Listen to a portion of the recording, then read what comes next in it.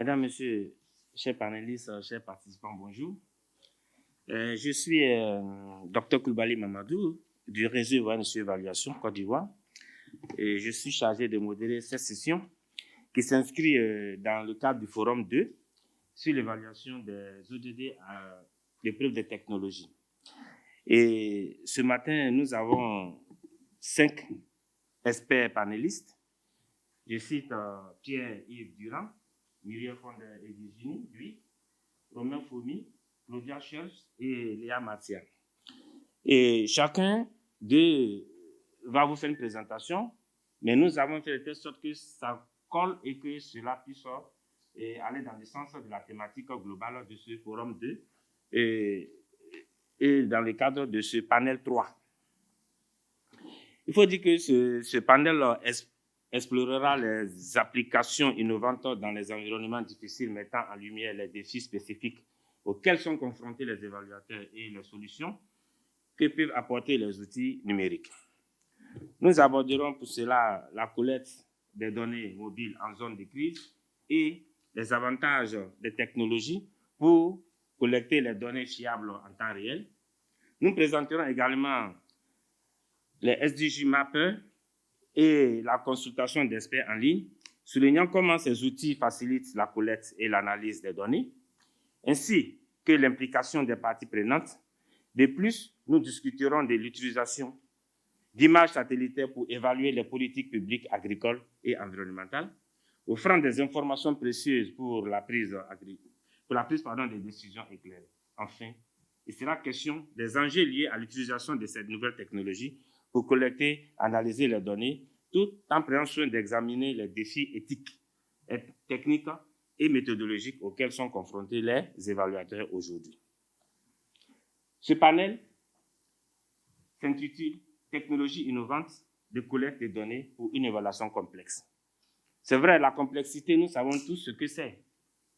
Il y a les questions de crise, il y a les questions de difficulté d'accès à l'information, et c'est de tout ça que nous allons parler. Comment recueillir ces données en prenant le soin de minimiser les biais, parce que vous savez, tout résultat n'est bon que lorsque l'analyse est bonne. Une bonne analyse aussi est fondée sur des données fiables.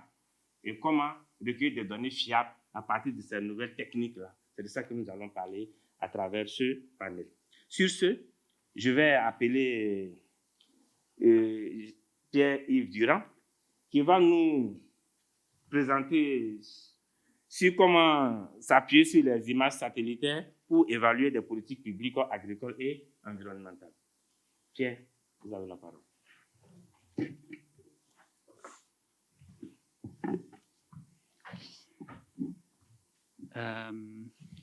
Merci.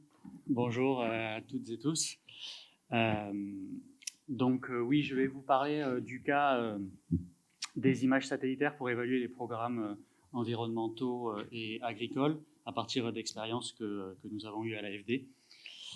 Alors, j'ai relativement peu de temps, donc je vais choisir de vous présenter plutôt des choses qui marchent. Il y en a aussi qui marchent beaucoup moins bien, et je vais essayer de les aborder très rapidement en marge de cette présentation. Donc, je vous avertis un peu sur le message global de cette présentation qui est « c'est utile, attention » et à utiliser dans des cas assez spécifiques. Alors, je vais vous présenter 3 cas d'études et donc pour un peu illustrer ces cas, j'ai essayé d'avoir une diversité un peu de projets. Donc, il va y avoir un premier qui s'intéresse vraiment aux ressources écologiques. Et donc, on va avoir la ressource en eau au Maroc d'abord. Ensuite, on va avoir un cas vraiment sur les forêts dans le bassin du Congo. Et un troisième cas, si on a le temps, vraiment très agricole, un projet irrigation et donc impact sur l'occupation des sols et les rendements. Et donc, je trouvais utile de commencer avec ce premier cas qui illustre assez bien le potentiel de l'image satellitaire tout au long du cycle du projet. Et donc, on va voir ici comment ces images, couplées avec un petit peu d'analyse, peuvent à la fois nourrir le dialogue et la conception de projet, le suivi au cours du projet et finalement, ce qui nous intéresse le plus, l'évaluation. Et donc, on va prendre ici le cas d'un projet d'irrigation dans l'est du Maroc, donc dans une zone très aride, et donc un projet d'adaptation au changement climatique qui vise à transférer l'utilisation des ressources en eau souterraines pour l'agriculture vers des ressources de surface, avec notamment la création d'un barrage et la construction d'un système pour irriguer en aval de ce barrage. Donc fort enjeu de préservation de la nappe à travers ce projet, et donc un engagement particulier du Maroc de maintenir un plafond de superficie cultivée sur l'ensemble de cette nappe. Et donc on voit, ça va être le contour rouge sur ces deux images. Donc on voit qu'on est quand même sur des échelles assez grandes, difficiles à contrôler juste avec des visites de terrain. Donc on va voir un peu ici le potentiel de, entre guillemets, surveiller l'ensemble de cette nappe avec les images satellitaires.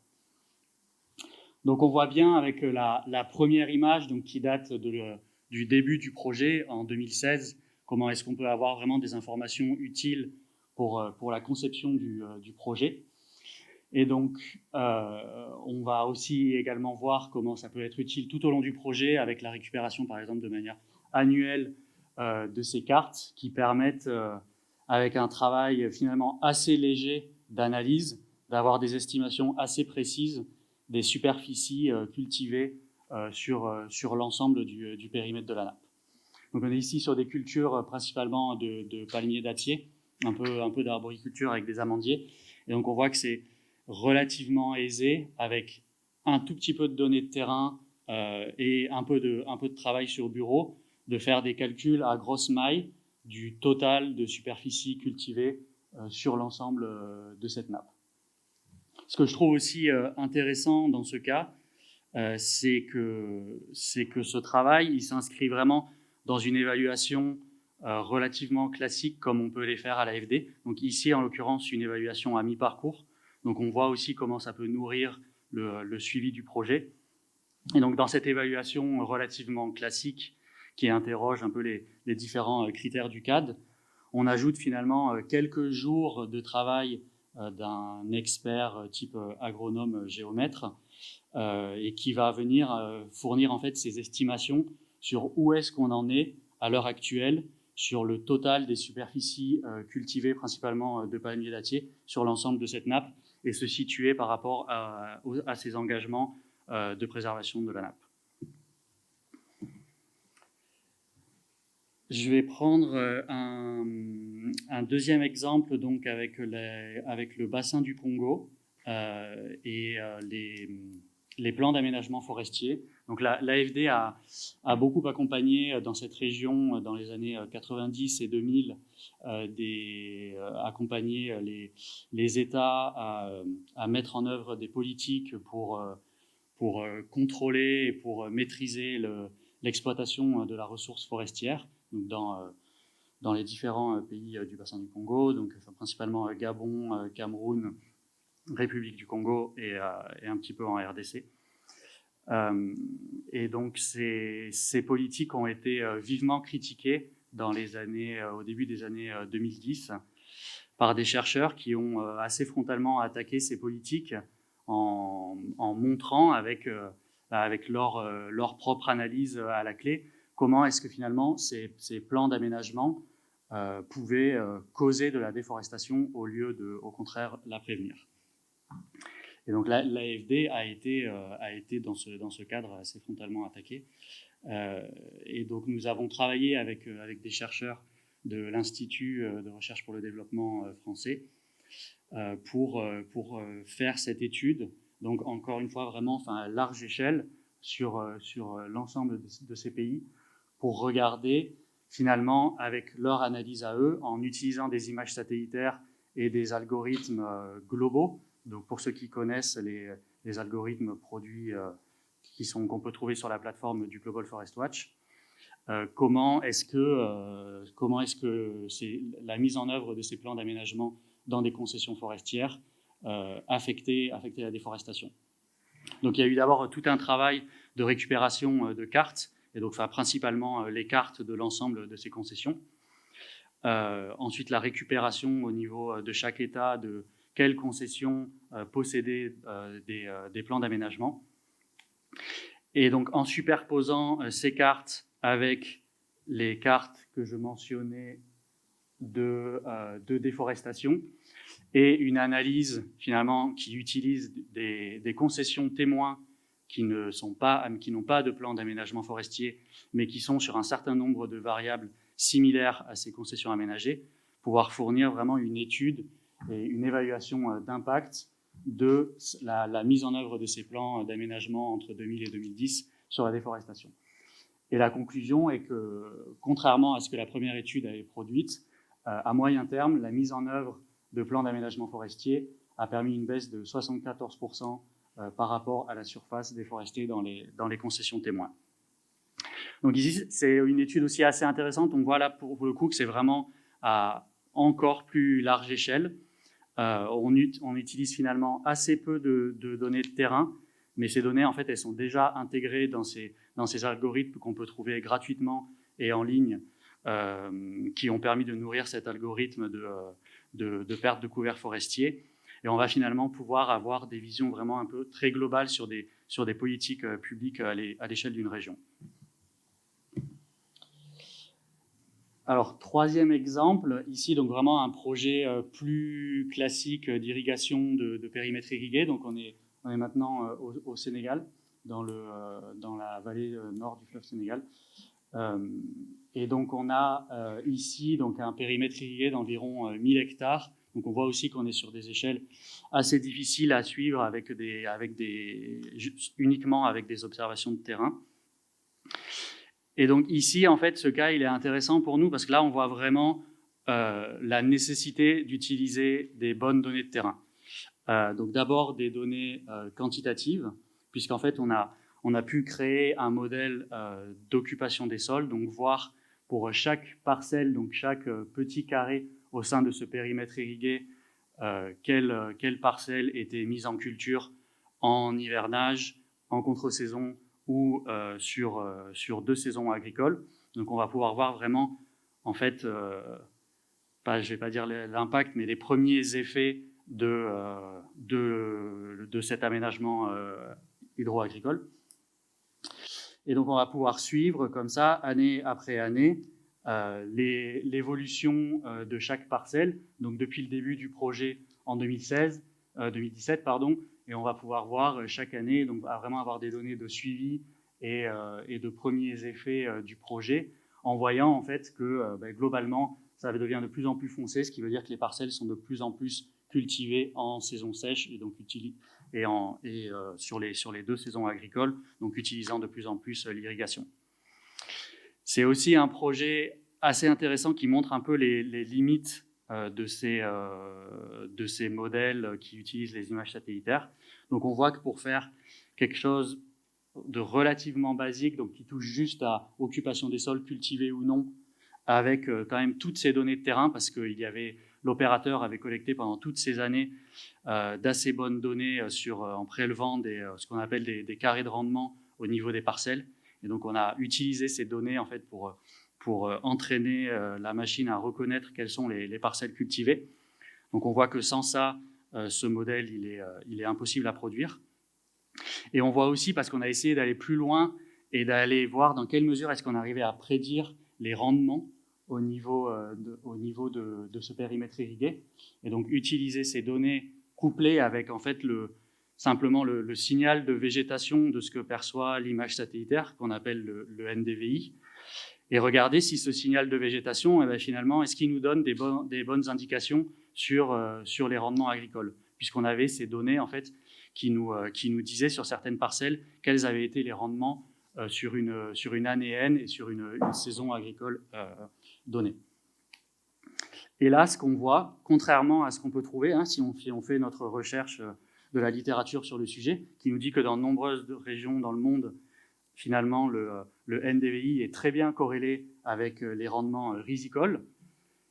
Ici, et c'est là, on voit aussi tout l'intérêt d'avoir des données qualitatives, d'avoir des entretiens sur le terrain pour venir un peu comparer avec ces données. Ce qu'on voit, quand on regarde la végétation, on a l'impression que la meilleure année est l'année 2021, où vraiment le signal de végétation est à son plus fort, et particulièrement dans la saison humide. Et en discutant avec divers agents de terrain, c'est la pire saison des 4. C'est la pire saison au niveau des rendements. On a des rendements agricoles qui sont parfois sous l'hectare, la tonne par hectare, ce qui est vraiment des rendements très largement en dessous des objectifs d'un quelconque exploitant. Donc c'est un exemple assez intéressant et qui finalement vient contredire un peu. On pourrait imaginer qu'en utilisant un peu cette littérature et en venant la coupler avec ces données, on pourrait dire j'ai suffisamment de données pour interpréter juste ce signal de végétation. Donc ici, on voit une limite importante.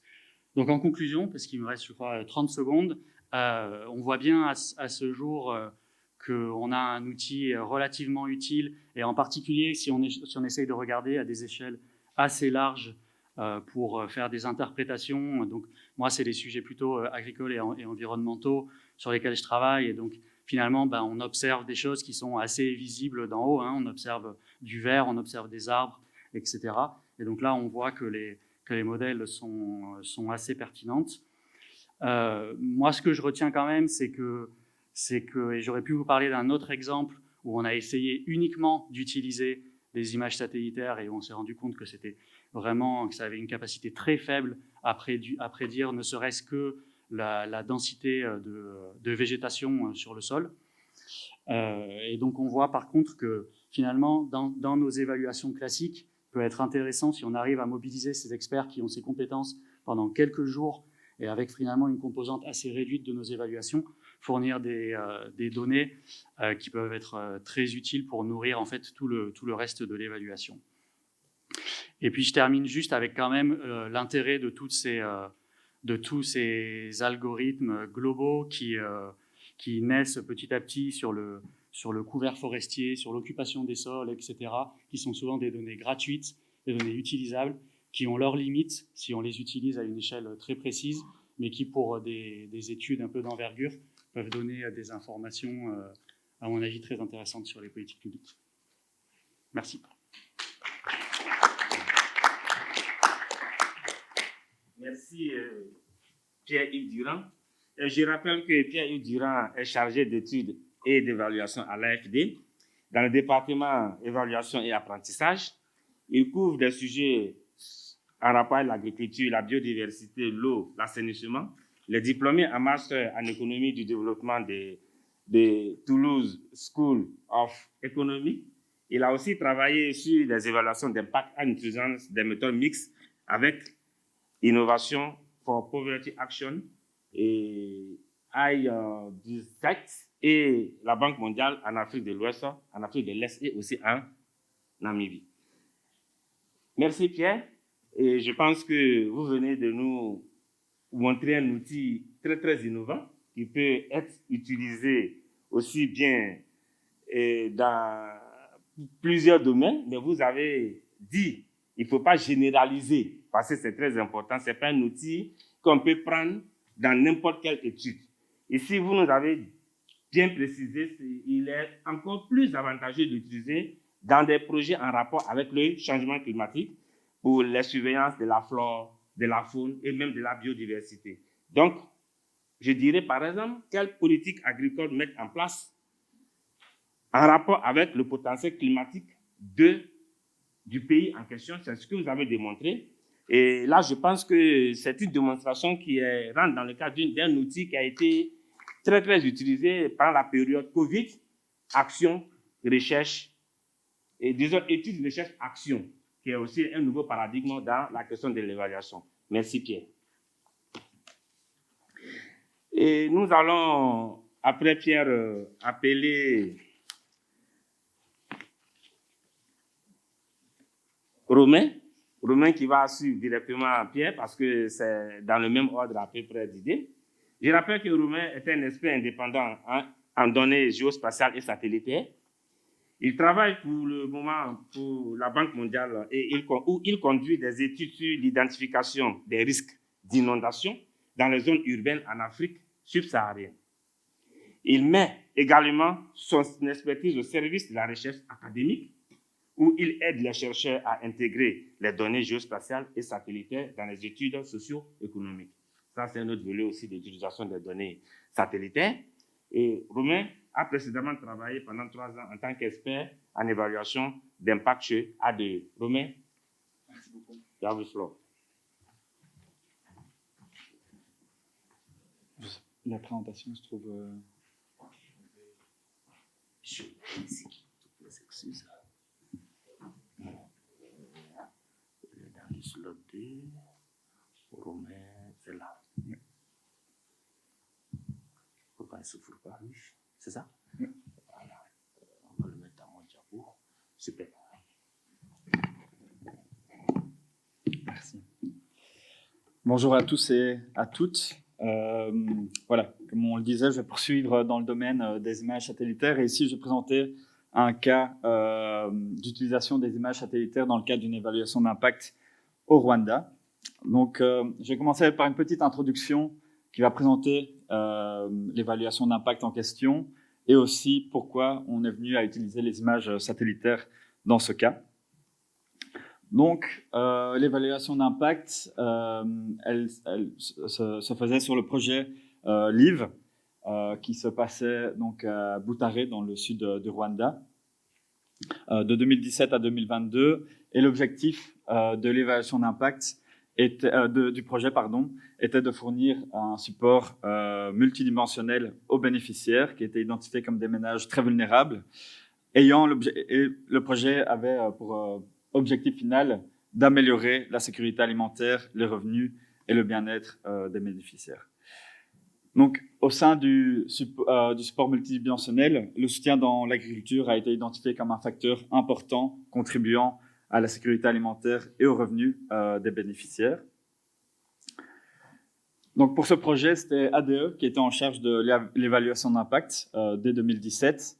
Et ADE avait mis en place des collectes de données sur le terrain, donc en 2017 en faisant une baseline et aussi en conduisant une endline en 2022.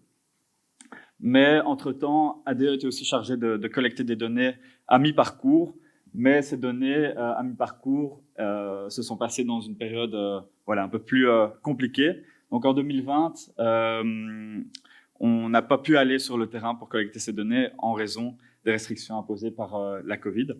Donc une question qu'on s'était posée, c'est qu'est-ce qui s'est passé concernant les outcomes du projet et notamment en termes d'agriculture. Donc c'est là où on en est venu à utiliser des images satellitaires pour différentes raisons. Donc c'est ici que je vais présenter les principaux avantages des images satellitaires et cela un peu de manière théorique. Donc premièrement, c'est que les satellites sont envoyés à un moment donné et collectent des données de manière fréquente. Donc, c'est-à-dire qu'on peut remonter à des images de ces jours précédents, d'il y a une semaine, d'il y a quelques mois, et il y a aussi de quelques années. Ensuite, c'est en termes de couverture. Donc, les satellites ne couvrent pas seulement des zones limitées, mais des plus grandes zones, que ce soit et souvent couvrent l'entièreté du globe. Ensuite, un des autres avantages, c'est au niveau de la précision des satellites qui peuvent nous permettre de comprendre des phénomènes sur Terre.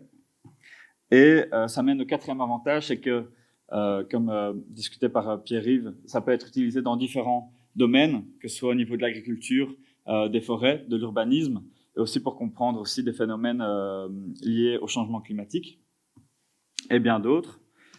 Un autre avantage est aussi au niveau de la fiabilité des données. Voilà, elles ne sont pas parfaites non plus, mais elles sont collectées de manière consistante à travers le temps. Et un des derniers avantages aussi, c'est au niveau de l'accès des données, c'est qu'un bon nombre de données d'images satellitaires sont fournies de manière libre par différents fournisseurs. Et je parle aussi notamment du programme Copernicus, qui est financé par la Commission européenne. Donc maintenant, je vais parler plutôt au niveau de la mise en place de ces images satellitaires au sein de l'évaluation d'impact. Et ici, je vais commencer par l'indicateur qui nous avait intéressés pour étudier les phénomènes agricoles. Et il s'agit du NDVI, aussi mentionné par Pierre-Yves auparavant. Et comme introduction, c'est que les satellites peuvent capturer des images comme on le verrait à l'œil humain, mais ils sont aussi dotés de capteurs pour détecter des lumières qui sont non visibles à l'œil humain, telles que le proche infrarouge, le NIR, et qui est pertinent dans l'analyse de la végétation. Donc, pour expliquer cela, c'est que les plantes en bonne santé rejettent beaucoup plus de lumière proche infrarouge et moins de lumière rouge. Les plantes en moins bonne santé, on va dire, vont rejeter une moins forte intensité de lumière proche infrarouge et plus de lumière rouge. Et donc, c'est pour ça que le NDVI est un indicateur qui permet de mesurer donc la densité et la santé de la végétation, et aussi on va dire un proxy pour la productivité des cultures. Donc, c'est un index qui va entre -1 et 1, de -1 à 0, indiquant voilà, la non-présence de végétation, et ensuite de 0 à 1 étant des plantes en très bonne santé. Donc, au niveau de la méthodologie, elle était relativement simple. Donc, premièrement, c'était de limiter ces images satellites au niveau de la zone d'intervention du projet. Ensuite, on a chargé une carte de l'utilisation des sols qui nous permet de détecter où sont les terres agricoles, les forêts, les zones construites, etc. Et on va filtrer cette base de données seulement pour les terres agricoles. Ensuite, ce qu'on va faire, c'est de charger le NDVI pour chaque année. Donc, on a pu remonter jusqu'à 2016, et cela tous les mois de juin, pour aussi avoir un index NDVI qui peut être comparé à travers les années. Et juin étant aussi une saison agricole assez intense au Rwanda. Ensuite, un des soucis avec les images satellitaires, c'est qu'elles sont parfois sujettes à la présence de nuages, et donc dans le cas où il y a des nuages, on retire ces données.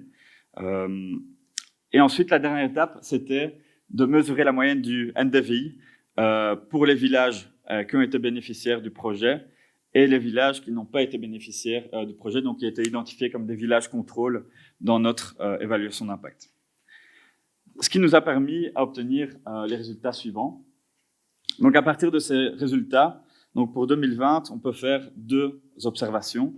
Donc, premièrement, c'est que le NDVI a baissé pour les 2 groupes par rapport aux années précédentes.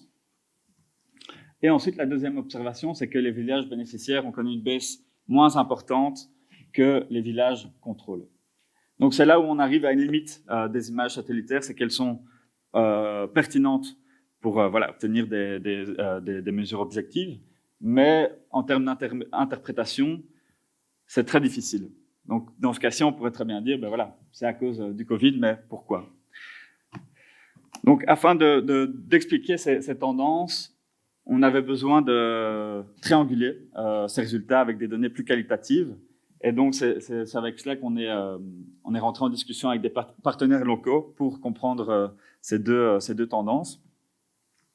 Donc, il y avait plusieurs phénomènes qui expliquaient la réduction du NDVI. Premièrement, en fait, il y a eu de fortes pluies en mars 2020, ce qui pouvait expliquer donc une réduction du NDVI en juin 2020, et c'est à cause du dégât qui a été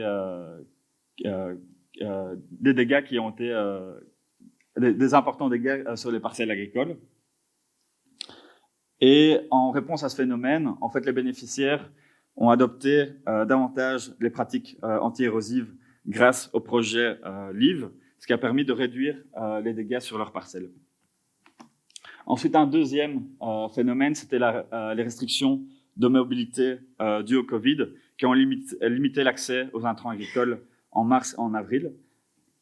Et en réponse à ça, en fait, c'est que les bénéficiaires ont reçu quand même des intrants par le projet durant cette période, ce qui explique aussi potentiellement une réduction moins forte du NDVI pour les villages bénéficiaires. Donc, les leçons apprises dans l'application des images satellitaires dans cette évaluation d'impact, c'est que premièrement, les images satellitaires se révèlent être un outil efficace pour la collecte de données dans certaines thématiques, comme ici dans l'agriculture. Donc, il y a beaucoup de données géospatiales. Donc, ici, j'ai abordé le NDVI, mais il y en a plein d'autres. Et encore une fois, on peut retourner dans le temps, explorer des zones beaucoup plus larges et avoir un degré de précision qui est relativement bon. Et aussi, c'est que l'imagerie satellitaire offre aussi l'opportunité d'explorer de nouveaux designs et de méthodologies pour les évaluations et les évaluations d'impact. En termes de limites, voilà, la qualité des images n'est pas toujours parfaite. On peut aussi avoir des images avec des nuages où on ne peut pas forcément les exploiter.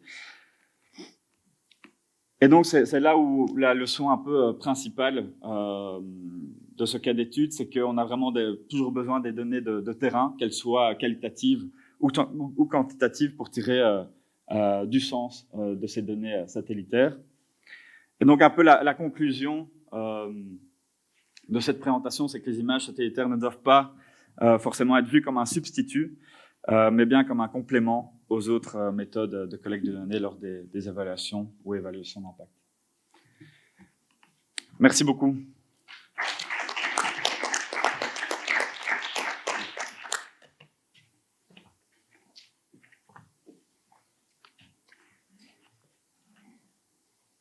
Ok, merci Pierre. Non, merci Romain plutôt. Et il a dit, l'utilisation des données satellitaires ne doit pas être perçue comme un substitut, mais plutôt comme un complément. Et cela fait appel à une forme de triangulation, comme il a dit. Il faut trianguler cela avec les données des terrains. Il a dit, les avantages de cet outil, il y a une fiabilité dans la collecte des données et de façon rapide. Mais cette fiabilité aussi devrait attendre le bon moment parce qu'un temps nuagé ne peut pas donner des données satellitaires fiables. Il a dit les limites. Les avantages aussi, il en a parlé. Et à travers sa présentation, on se rend compte que l'évaluation complexe qui a fait couler autant d'encre et voler assez de temps de sommeil relativement à la question de collecte de données est aujourd'hui en passe d'être résolue ou, je dirais, démystifiée. Parce que pendant un bon moment, il était vraiment difficile parce que la complexité a fait objet de beaucoup de formations, comme je le disais. Mais merci pour ces éclairages que vous nous apportez. Comment utiliser les données satellitaires pour mettre en place et conduire des politiques de sécurité alimentaire surtout? Il en a parlé.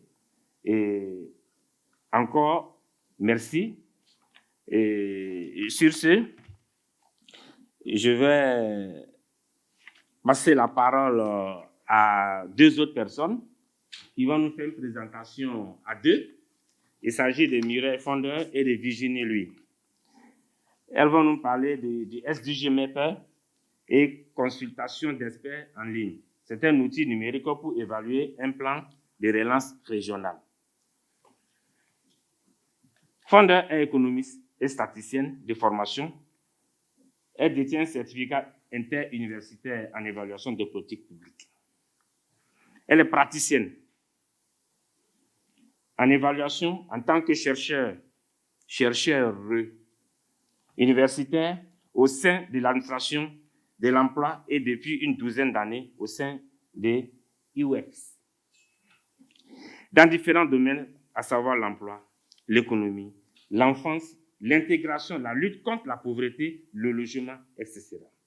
Ses intérêts de recherche concernent notamment les méthodologies d'impact et la prise en compte des dimensions transversales, c'est-à-dire le genre et la question de la durabilité. Nous sommes dans les SDG et le digital. Enseignante au certificat interuniversitaire en évaluation de politique publique et à la faculté ouverte de politique économique et sociale à l'Université catholique de Louvain, elle a suivi également des formations en évaluation à l'école d'administration publique. Ça fait 4 pages de présentation, mais je vais me limiter à ce résumé. Sinon, je ferai le panel à la place des panélistes. Quant à son binôme, Virginie, lui, elle est titulaire d'une maîtrise en sciences économiques, IN Nano 2006, et d'un certificat en évaluation des politiques publiques à l'Université de Louvain et Liège. Depuis 2010, elle conduit des travaux sur l'évaluation des politiques publiques dans différents domaines. Clustering, recherche, développement et innovation, financement et localisation des entreprises. Elle collabore aux prévisions économiques de court terme de l'Institut ainsi qu'à certaines analyses macroéconomiques. Elle fait aussi des analyses macroéconomiques et aussi le chef en rédaction de la revue scientifique interuniversitaire de l'UVEPS Dynamique Régionale. Elle assure également des tâches de formation à l'école d'administration. Là aussi, ça fait 5 pages, mais je vais m'arrêter là. Sur ce, je vous invite à prendre la parole. Merci.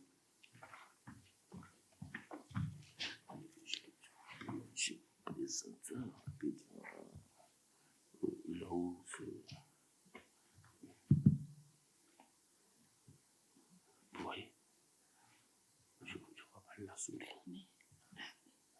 On va faire escape. Voilà. C'est parti. On ne peut pas sourire. Bien. Yves, tiens, Dira, tu peux revenir voir. On ne voit pas. Ah, c'est là-bas. On ne voit pas la souris. Ah, mais moi, je ne suis pas très bon en informatique. Ah bon? Escape. Ben écoutez. Ah, elle est là. Elle est là? Ouais, je l'ai vu, je crois, apparaître, non? Non, c'est la mienne. Ah, là. Elle est là. Donc, on va fermer. Ah, je ne mets pas en plein écran. Oui. Non, non, c'est pas la mienne. Il faut l'enlever. Ah oui, d'accord. Ouais, merci. Encore, il faut fermer ça. Voilà, il faut prendre. En haut, ok, je clique. Plein écran. Super. Donc voilà, tout a déjà été presque dit, donc je vais rentrer dans le vif du sujet. Sur l'IWEPS, c'est un institut public scientifique en région wallonne en Belgique, et donc il s'occupe notamment d'évaluation. Donc l'environnement est assez interdisciplinaire, on va dire ça comme ça. Alors je vais juste vous esquisser en quelques mots le projet d'évaluation dans lequel on a utilisé ces outils, et puis alors on détaillera les 2 outils en question. Alors donc c'est l'évaluation ex ante d'un plan de relance. Et donc en fait c'est un programme assez complexe où il a déjà mutualisé plusieurs programmes, en fait qui a évolué en fonction des crises, la crise Covid. On a eu des inondations également très importantes. Et donc c'est un programme qui n'a pas été très stable tout un temps.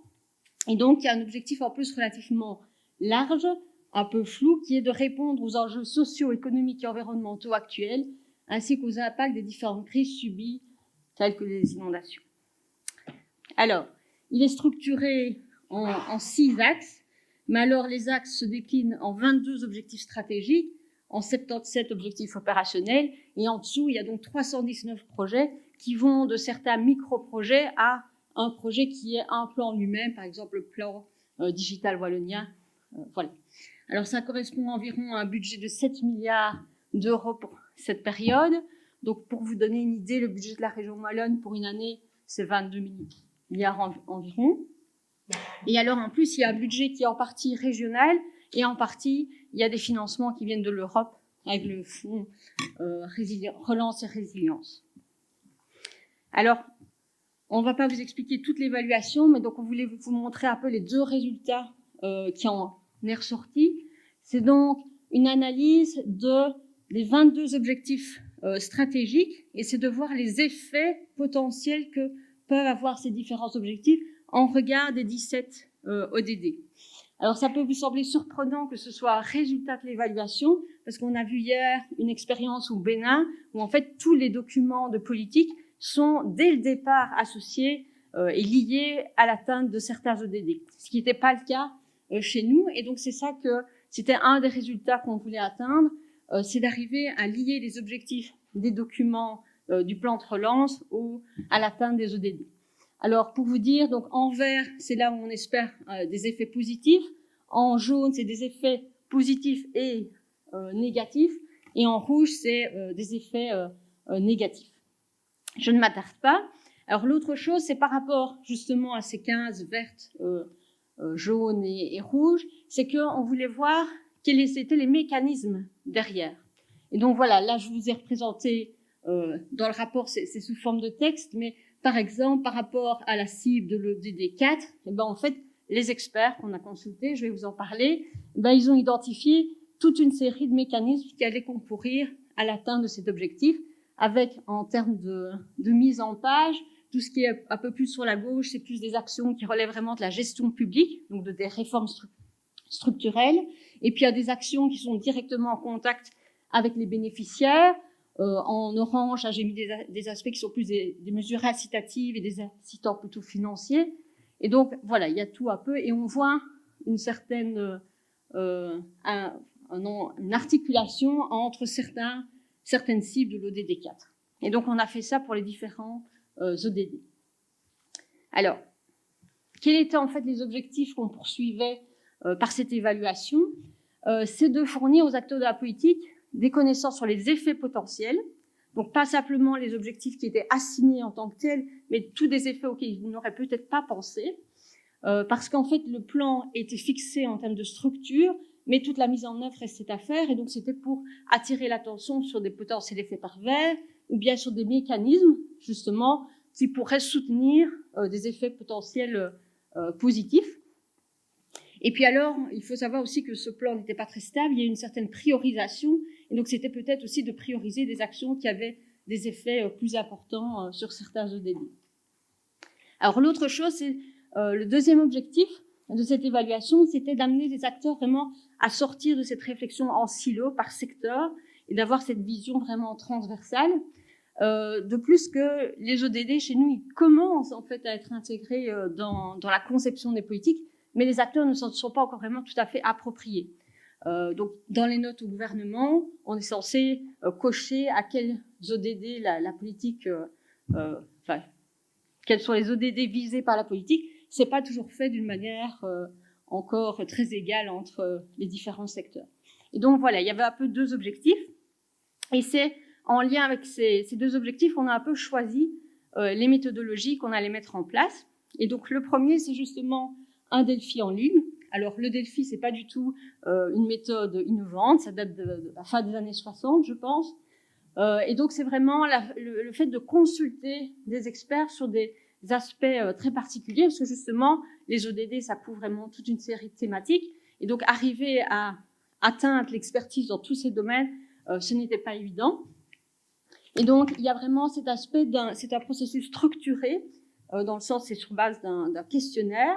Alors, on soumet un premier questionnaire à une sélection d'experts, puis ensuite, l'analyse fait une synthèse et renvoie cette synthèse vers les mêmes experts qui alors peuvent réagir, approfondir leurs réflexions, etc., jusqu'à arriver à un niveau le plus large possible de consensus.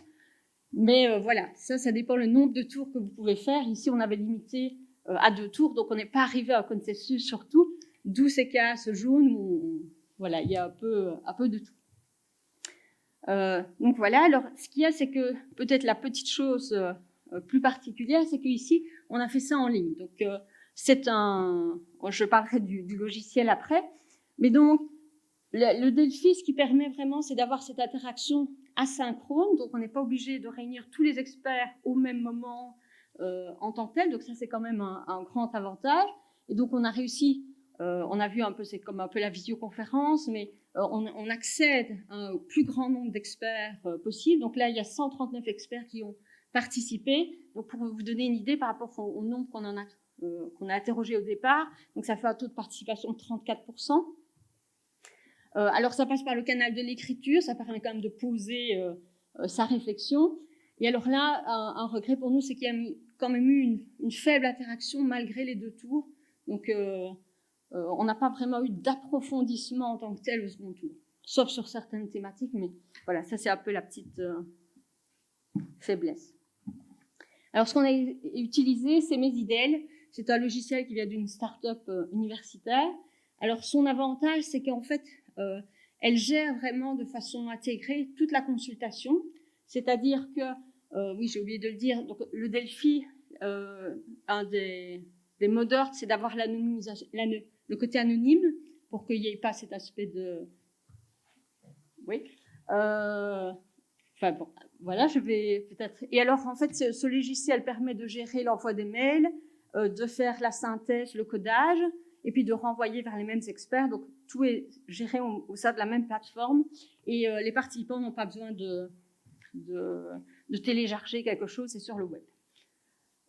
Voilà, je vais laisser ma collègue.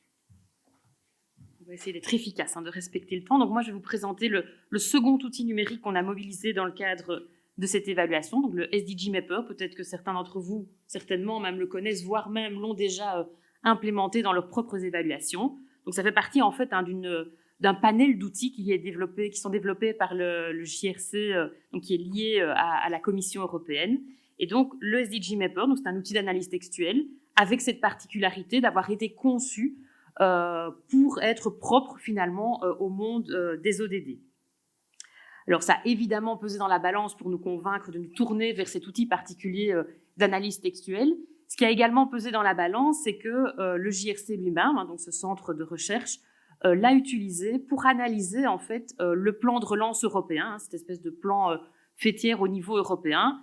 Et comme nous étions confrontés finalement à l'analyse d'un plan régional qui émanait d'une certaine manière, ou en tout cas en partie de ce plan de relance européen, la balance nous a fait pencher vers cet outil du SDG Mapper.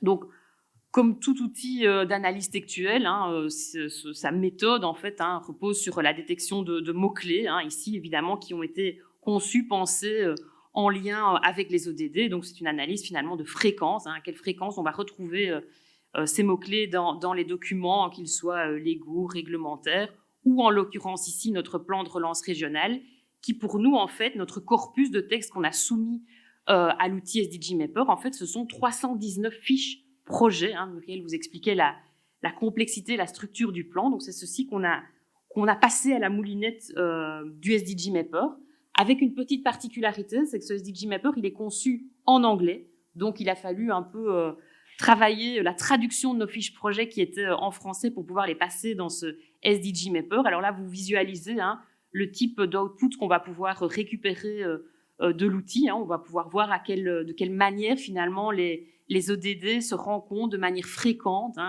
dans nos fiches projets, avec, et c'est un point fort de l'outil, une transparence par rapport à la méthode qui est mise en place. On peut avoir ce relevé des mots-clés qui ont été identifiés, de leur fréquence.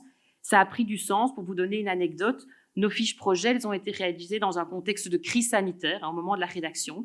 Et donc, ça veut dire que dans de très nombreuses fiches, on retrouve par exemple le mot adjectif sanitaire, le qualificatif. Et donc, le fait de pouvoir avoir accès à la manière dont fonctionne l'algorithme nous a permis aussi, nous, de décoder, de voir à quel point, éventuellement, on n'avait pas été capté, il n'y avait pas de bruit par rapport à l'identification d'un ODD3 qui aurait été basé simplement sur le fait que la fiche mentionnait le mot contexte sanitaire.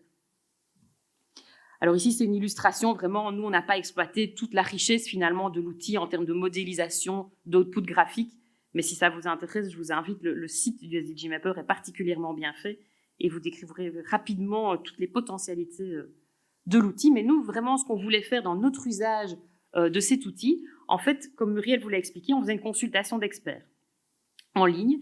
Et donc, il nous semblait particulièrement complexe de confronter nos experts aux 17 ODD, donc d'analyser finalement nos projets, notre plan de relance, avec cette grille des 17 ODD. Ce qu'on a voulu faire avec le SDG Mapper, c'est d'avoir un outil qui nous permet d'une certaine manière de cibler les ODD les plus fréquents, donc les ODD majeurs, et de confronter nos experts en priorité à ces ODD-là, tout en leur laissant la liberté, dans le cadre de la consultation, d'aller au-delà, ou en tout cas de critiquer, de discuter cette première sélection. Mais en tout cas, l'outil, c'est vraiment dans cette philosophie-là qu'on l'a utilisé, donc vraiment pour finalement faciliter la consultation en ligne de nos experts.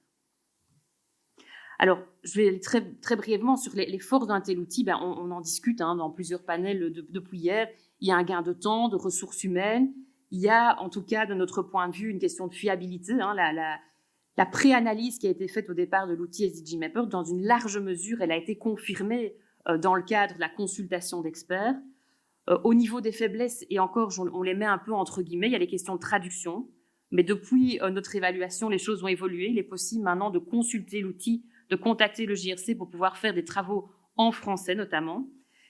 Petite faiblesse aussi peut-être, c'est la prise en compte d'un contexte régional, évidemment, des questions d'acronymes, d'institutions particulières, évidemment dans la détection d'un outil comme celui-là, sont un peu plus complexes.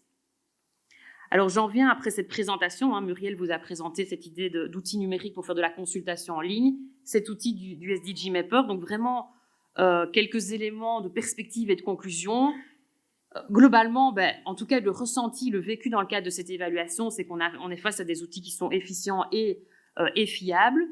Ce qui nous semble particulièrement intéressant dans le cadre du SDG Mapper, pour nous, chercheurs ou évaluateurs, c'est de pouvoir l'utiliser dans le cadre d'analyse qualitative en amont, un petit peu comme on l'a fait, pour préparer par exemple une consultation, voire même on pourrait tenter ce qu'on n'a pas fait dans le cadre de ce travail, de l'utiliser en aval pour analyser les jugements, notamment les avis des experts. On aurait peut-être pu aussi le mobiliser dans ce cadre-là.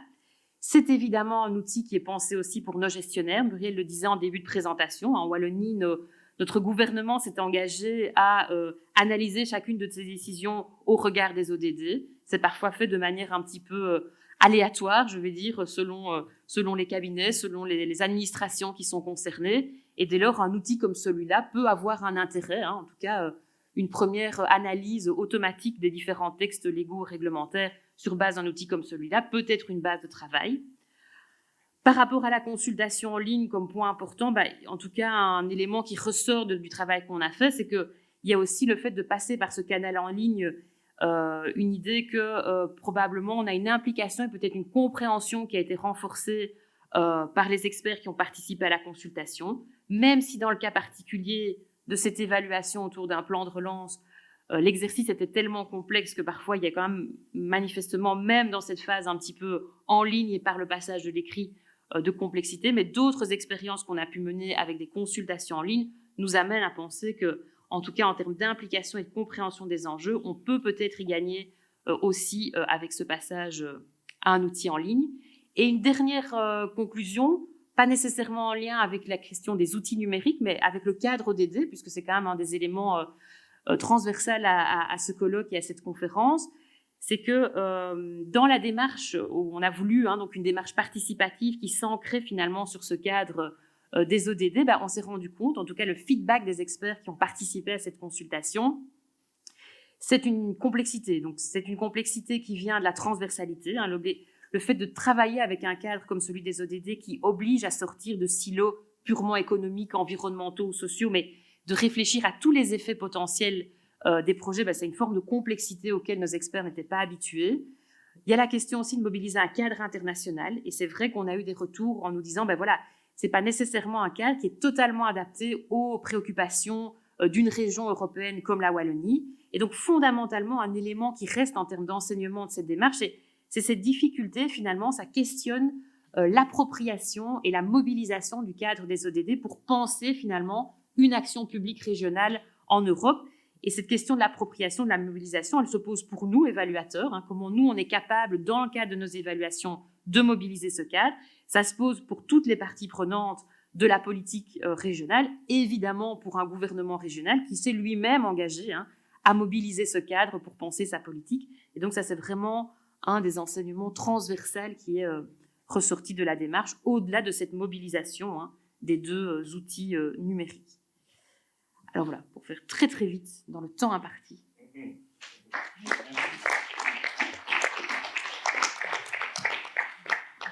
Merci à Mireille et Virginie. C'est vrai, une planète, une vision, un résultat. C'est ça, les ODD. C'est vrai, après le bilan de 2015 sur les OMD qui est resté mitigé, nous sommes inscrits dans une autre vision qui est l'agenda 2030. C'est ça qu'il s'agit. On sait aussi que c'est un exercice qui n'a pas été facile, surtout pour les plans nationaux de développement. Il fallait, après un moment donné, après avoir écrit ces plans, réfléchir pour voir comment arrimer cela, et tout en prenant en compte cette complexité-là. Donc, ça a mené certains pays à réécrire. Et c'est de ça que vous parlez, en fait. Deuxièmement, il faut dire aussi que l'outil d'analyse des ODD, pour construire des stratégies gagnantes, a amené les décideurs à sortir des silos, comme vous l'avez dit, pour voir les ODD comme une thématique transversale. Comment intégrer cette notion de transversalité dans les politiques, c'est de ça encore qu'il s'agit. Et vous avez parlé des méthodes comme Delphi, SDG Mapper Et j'ai vu encore, je crois, Messi dit, c'est ça? C'est le logiciel. Voilà, Messidev. OK, merci. Je l'ai dit parce que la réécriture d'un pays voisin, nous avons participé, c'était de comment prendre en compte la notion de changement climatique. On pensait que le changement climatique était seulement que la notion du ministère de l'Environnement. Mais c'est faux. Dans tous les domaines, on s'est rendu compte que le changement climatique pouvait être intégré. Et mais comment cela pouvait être intégré? Donc, c'est des analyses, c'est des évaluations, c'est des études qui ont permis de prendre cette dimension en compte. Merci de nous avoir partagé cet outil-là qui va encore servir davantage pour mieux réécrire les prochains plans nationaux de développement. Sur ce, je vais appeler Claudia. Qui est Claudia Schwartz? Claudia est juriste économique au service de l'humanitaire depuis 10 ans avec le Programme alimentaire mondial, le PAM. Avec 7 ans d'expérience en suivi et évaluation, dont 5 ans sur le terrain en Haïti et en Syrie. Depuis 2 ans, elle est chargée au niveau régional de l'évaluation pour l'Afrique de l'Ouest au bureau régional de Dakar au Sénégal. Elle va nous entretenir sur la thématique de l'utilisation des technologies dans des environnements difficiles au PAM. Claudia, vous avez le pupitre. On va... Ah là, c'est vrai. Vous voulez changer? Est-ce que, je ne sais pas, parce que c'est connecté depuis là-bas. C'est compliqué. Ah, c'est compliqué. Sinon, je vais montrer ça. C'est pas grave. Cette souris-là, quand on finit, on la recherche en vain. On ne la retrouve jamais. Bon, je vais utiliser l'ascenseur. Peut-être que l'ascenseur va pas nous trahir. Voilà. Maintenant, c'est comment ramener. À partir du clavier, comment on passe? Parce que la souris disparaît après. Ouais, on la cherche en vain.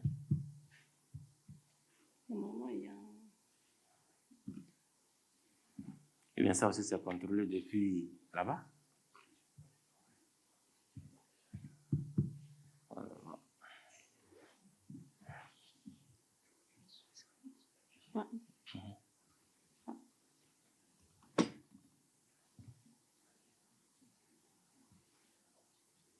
Qui peut mettre en mode diapo à partir du clavier dans la salle? Parce que là, on ne retrouve pas la souris, là. Ça a disparu derrière l'écran. Et chaque fois, ça repart derrière. Elle est là? Elle est là? Oui, il faut juste qu'elle revienne. Mais c'est dans quel sens? Elle est là? Non, mais nous, on ne l'aperçoit pas ici. Non, elle est ici. Voilà. C'est bon. OK. Non, il faut cliquer. Voilà, c'est bon. Non, c'est la souris chaque fois, ça disparaît. OK, d'accord. Bon, donc bonjour. En fait, pour le PAM, on avait soumis comme thématique une évaluation stratégique qu'on a fait ces dernières années qui portait sur l'utilisation des technologies dans les environnements difficiles au PAM. Donc, pour expliquer peut-être pour nous, on fait des évaluations sur toutes nos politiques, sur tout notre travail, c'est pas juste sur nos projets. Et donc, c'était une évaluation qui visait à regarder en général comment le PAM utilise la technologie. Est-ce qu'on l'utilise aussi de façon fiable, équitable? Est-ce qu'on est sur la bonne voie? Quelles sont les choses qu'on pourrait améliorer? Et cette évaluation est tombée pleine dans le temps de Covid. Donc, l'évaluation en soi a aussi dû évoluer ou évaluer dans un environnement difficile. Donc, le PAM, en général, a un environnement de travail très difficile. En 2023, jusqu'à date, on a assisté 160 millions de personnes. C'est à peu près la population de la France et d'Allemagne combinée, et aussi ou la population du Nigeria et de l'Éthiopie. Donc, c'est quand même des grands nombres de personnes qu'on assiste dans plus de 120 pays et territoires, avec une flotte de camions, d'avions, d'un navire. La flotte, elle est à peu près égale à la flotte de, par exemple, FedEx, ou aussi les camions, nombre de camions, c'est un peu comme Coca-Cola, autant de camions sur la route en même temps. Donc, c'est quand même un grand nombre d'opérations qu'il faut suivre avec 23 000 employés, dont 87% sur le terrain.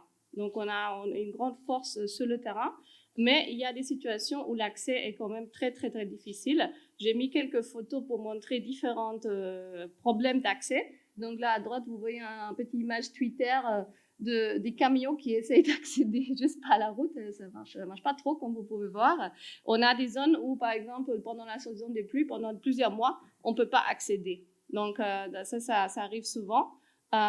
Vous voyez aussi les deux photos à droite, là, les dames et aussi l'avion. Ça, c'est les airdrops. Ça, c'est dans des zones complètement inaccessibles. On a utilisé ça dans des cas de la Syrie, on a utilisé ça au Burkina récemment. Donc, on a différents contextes où on ne peut pas se rendre sur place. Et il y a aussi des défis, des problèmes d'accès. Là, j'ai pris une bénéficiaire handicapée, où c'est aussi peut-être nos bénéficiaires qu'on ne peut pas voir en face parce qu'ils sont peut-être à la maison et ont des difficultés de se déplacer. Donc, l'idée, c'est tout ça. La technologie peut nous aider. Donc, on a un univers technologique assez large. On a ça pour l'exécution des opérations, services financiers administratifs. Voilà, je ne vais pas aller en détail sur chacun, juste pour être clair. Je vais me focaliser sur ce qui est intéressant pour l'évaluation, collecte de données et autres. Mais je voulais juste montrer qu'on s'en sert partout. Gestion et engagement du personnel, prise de décision fondée sur le preuve, donc là on rentre dans notre domaine, alimenter les partenaires, donc on travaille aussi beaucoup avec la technologie ou des offres technologiques qui sont open source ou qui sont disponibles pour d'autres partenaires, et mieux connaître et servir les bénéficiaires. Donc on utilise les technologies internes et externes, seules et en partenariat. Donc quelques-uns, vous allez voir des liens, vous pouvez accéder, c'est ouvert pour tout le monde, et d'autres, c'est que chez nous, dans nos systèmes internes. C'est pour ça que je voulais utiliser mon ordinateur, mais je vais en parler, et qui veut voir ça, je peux montrer ça après. Pour nous, c'est important la gestion de risques en matière de protection des données et cybersécurité, mais c'est pas toujours facile. Donc, on a, par exemple, la protection des données des bénéficiaires, on a des listes de bénéficiaires. Ça va très vite qu'une liste, elle est envoyée sans être codée. Il y a des problèmes comme ça qui peuvent se venir. Et aussi, on collecte beaucoup de données, et le consentement, c'est pas toujours facile dans les contextes où les gens ne savent pas forcément lire et écrire, ne savent même pas qu'est-ce qu'on est en train de faire, et un consentement bien renseigné, c'est difficile. Alors, comme j'ai dit, à la base, on avait fait une évaluation, et cette évaluation aussi, elle s'est basée sur des choses comme les téléconférences pour les missions de démarrage et les entretiens. Donc, au lieu de faire en présentiel, l'équipe ne pouvait pas aller se rendre sur place. Ils ont fait ça en ligne. Il y avait des enquêtes par téléphone mobile, mais ils étaient combinés par des entretiens aussi en personne, parce qu'on s'est rendu compte, en analysant aussi les données, si on fait que téléphone mobile, on touche une certaine couche de la société, et il y a d'autres couches qu'on n'arrive pas à toucher. On a fait par exemple une analyse sur les revenus, et dans un cas spécifique en Haïti, par exemple, le revenu des gens qui avaient répondu à l'enquête téléphonique par rapport aux gens qu'on a vus sur le terrain était double. Donc ça fait quand même une grande différence, et il faut tenir compte de ça. Donc il ne faut pas juste se dire c'est super, on peut les appeler, parce qu'il y a beaucoup de monde qu'on ne peut pas rejoindre par téléphone. Il y avait aussi une enquête mondiale en ligne avec le personnel. Il y avait des ateliers virtuels et pour aussi regarder les résultats et analyser les résultats. Et il y avait quelque chose qu'on appelle le sense making pour interpréter les résultats. Et il y a aussi une matrice de preuves numériques pour rassembler les réponses qui venaient des différentes sources. Donc cette évaluation en soi était très numérique. Et ici, c'est une image. Peut-être sur le grand écran, on voit quelque chose, mais à la base, ça, c'est tous les différents outils numériques qu'on est en train d'utiliser. Bon, qu'on était en train d'utiliser, je crois que ça date de 2021. Entre-temps, on a encore avancé, juste pour vous montrer l'univers. Et donc, je vais parler de quelques-uns là-dedans. Donc, ici, le Hunger Map, ça, c'est open source. Et donc, c'est ce qui se passe avec le Hunger Map. Vous pouvez voir plein de données importantes autour des pays, des populations. Il y a le taux d'inflation, il y a le taux d'insécurité alimentaire, il y a quels sont les produits principaux. Vous voyez en bas là les petits icônes, là, les petites images. Donc vous pouvez choisir les types de données que vous voulez. Et donc vous cliquez sur le lien et on a essayé de rassembler vraiment un grand nombre de données, d'informations qui étaient déjà existantes. Mais c'est pas juste qu'il existe, qu'il les rend disponibles. Je crois ça c'est aussi quelque chose qu'on sous-estime. Après, on a fait, voilà, on a aussi les données satellitaires. Donc là, c'était juste, c'est une étude de cas, par exemple, où au Mali, on n'a pas pu accéder. Et donc, on a fait des images satellitaires, on s'est servi des images satellitaires pour évaluer l'avancement des projets agricoles là-bas. Donc, un peu comme les premières présentations. Et il y a un autre outil qui s'appelle Sky. Le lien, il vous amène vers un truc open source où, honnêtement, c'était devenu très technique pour moi. Mais à la base, la technologie, c'est de pouvoir voir vite les dégâts. Donc, on compare aussi par des photos aériennes satellitaires. Avant, après, on pourra voir quelles sont les structures, quels sont les dégâts. Donc ça, c'est autour du thématique du satellitaire. Ce qu'il faut dire, c'est que pendant l'évaluation, on s'est rendu compte aussi, c'est les coûts. Surtout si on va à ces niveaux-là à droite, le niveau très détaillé, les coûts sont très élevés. Donc, c'est à peu près $2,000 de base. Après, pour identifier chaque truc là, ça vous coûte environ $500. Donc, si vous avez créé des puits ou des choses et vous voulez regarder chaque truc, ça peut coûter plus cher d'identifier le puits que de construire le puits. Donc, les données, c'est super, mais il faut réfléchir aussi quand on se sert de ces méthodes. L'autre chose que je voulais peut-être mettre un focus dessus, c'était la collecte et l'analyse des données. Donc, on a beaucoup d'outils qu'on utilise dans la collecte de données. Le MVAM, le MVAM, c'est un univers plus large, mais à la base, l'idée, c'était que nos bénéficiaires ou des personnes normaux peuvent contribuer aux informations. Et donc, cette dame-là, par exemple, elle reçoit une puce, elle reçoit un crédit téléphonique mensuel et avec ça, elle nous appelle de façon régulière et nous transmet, par exemple, les prix de marché ou d'autres types d'informations. Et donc, c'est un avantage pour elle parce que le reste du crédit, elle peut l'utiliser. Et c'est un avantage pour nous parce qu'on n'a pas besoin d'envoyer toujours des équipes sur le terrain où peut-être on n'a pas d'accès. Donc, ça, c'est une façon. Le School Connect, c'est une photo en bas. C'est un outil qu'on utilise avec les écoles. On essaie de voir avec le gouvernement pour, par exemple, améliorer la transmission de données de participation des élèves, donc inscription des élèves, est-ce qu'ils sont venus tous les jours et des choses comme ça.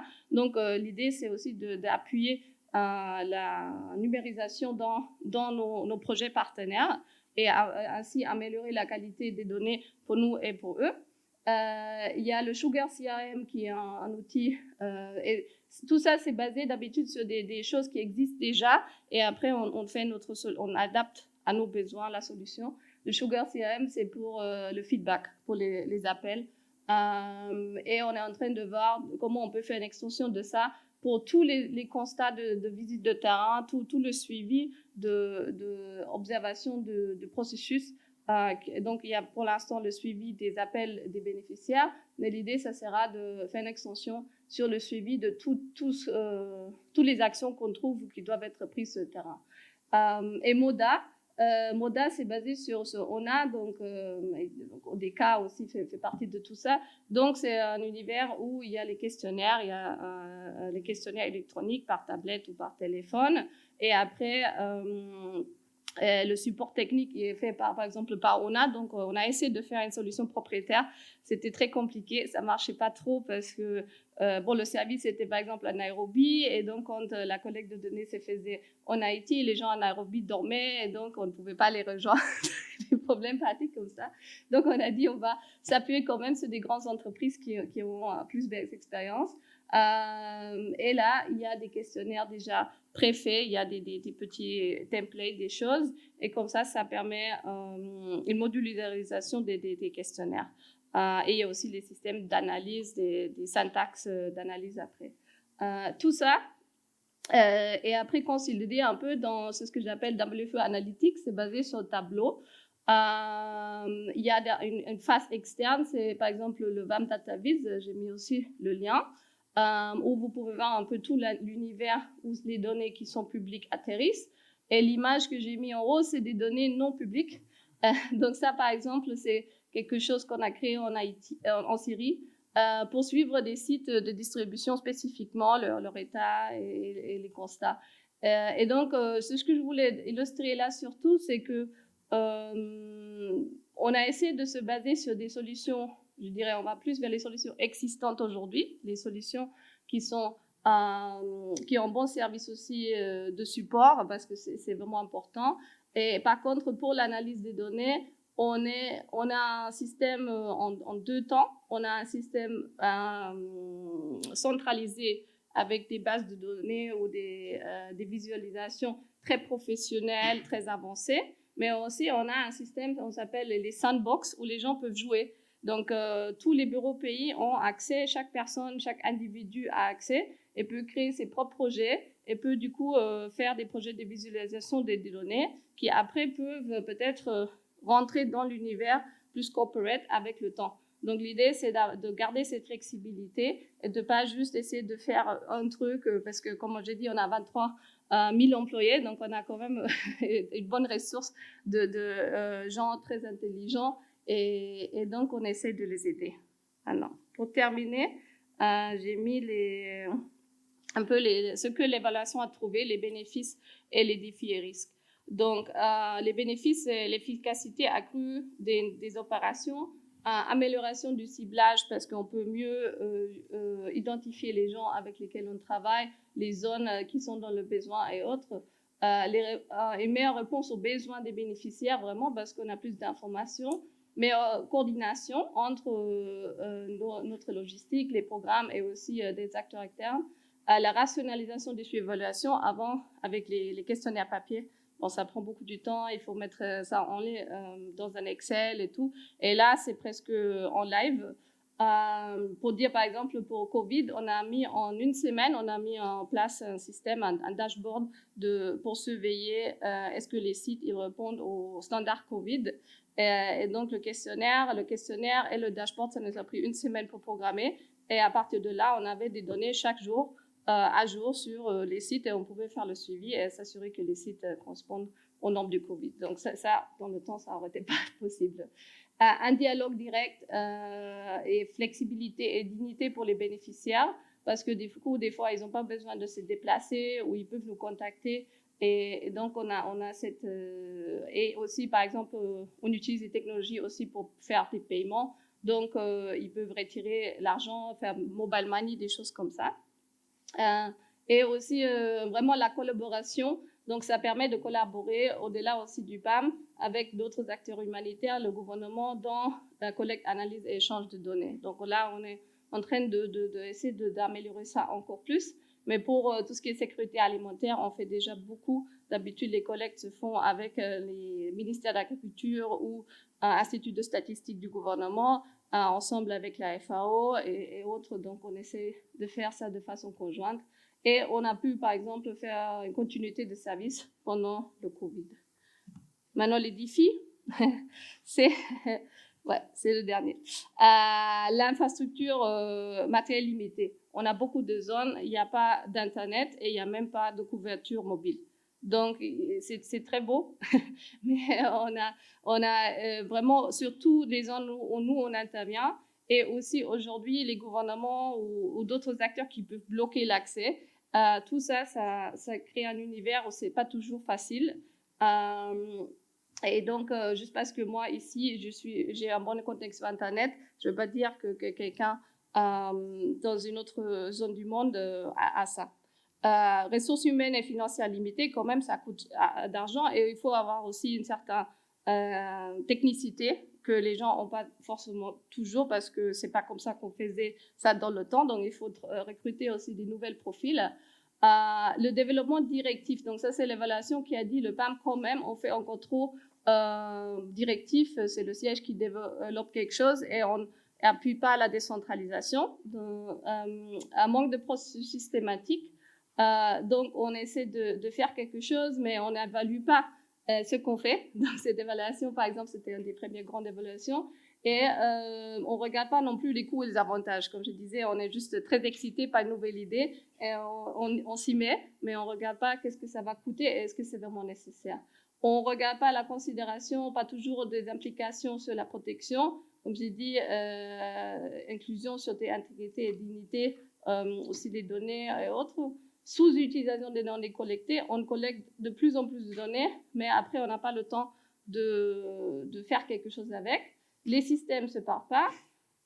Les gens ont besoin de formation, surtout les données, c'est la data literacy, c'est très complexe. Et les partenariats, il y a beaucoup de différentes barrières qui du coup, on veut travailler ensemble, mais on a différentes contraintes qui nous en empêchent. Voilà. Merci, Claudia. Parce que là, malgré mes défilés, elle allait jusqu'au bout. Hein. Elle s'est dit, mais je vais jusqu'au bout. S'il veut qu'il s'accroche au plafond. Merci. OK. Ben, merci au PAM, parce que là, on le sait tous, le PAM est là où personne n'ose aller, ils vont venir en aide aux populations affamées. Et j'étais en train de réfléchir à quelque chose, à la théorie de Darwin, qui dit que l'espèce qui s'adapte survit. C'est un peu ça. Vous essayez de vous adapter pour rester là où peut-être on ne pouvait pas s'attendre à vous. Et là, c'est cette nouvelle méthode et technique que vous développez qui vous permettent de vraiment être encore plus efficace sur le terrain. OK.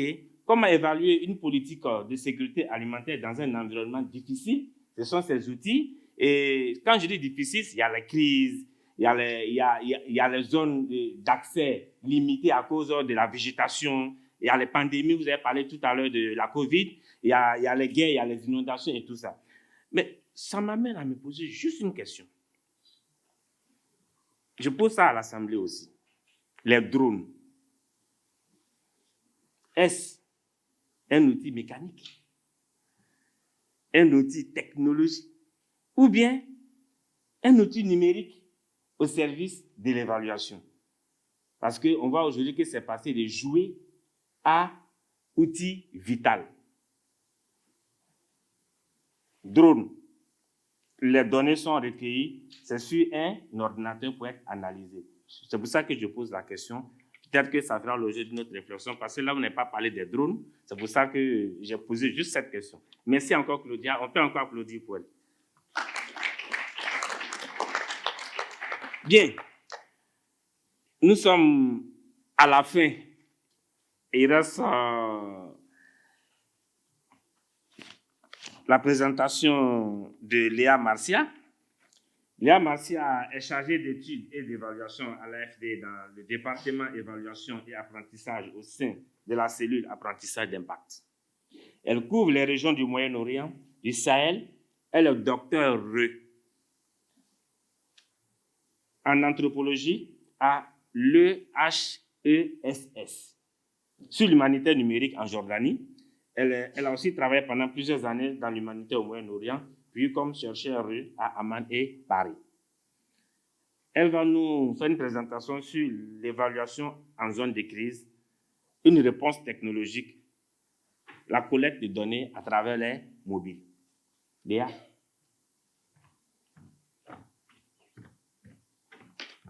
Ça va.